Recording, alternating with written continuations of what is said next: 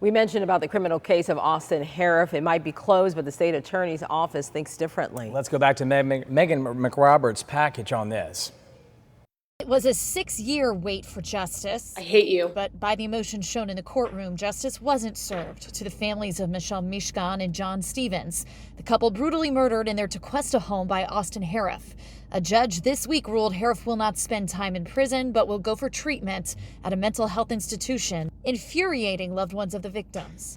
I'm frustrated with our criminal system. We were not happy with this either. Really, the anger really should be at the law. Assistant State Attorney Brandon White said he is already working to try to prevent this outcome in the future. To try to find a positive out of something so horrific. So there are 2 laws he's now looking into that he feels might have helped a judge hand down prison time. First, the state of Florida doesn't have many options for convicting people considered insane. Right now, we have not guilty by reason of insanity, which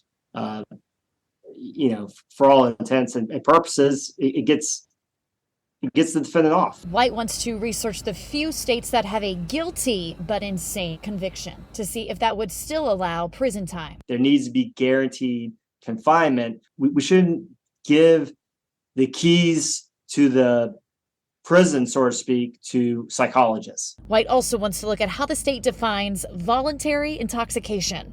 Harroff had a known drug habit, but toxicology tests did not pick up on any drugs in his system at the time of the crime. The evidence actually corroborated that he stopped doing drugs probably a few days prior. White wants the law to take into account withdrawal from drugs or impacts of long-term use. White says one hired expert did find drug use could have played a part in Harroff's mindset. The defendant was using all these drugs for 1 year prior. He suddenly stops, cuts it out cold turkey, and based on the withdrawals, he had the psychosis. But state laws now would still look at that in support of insanity.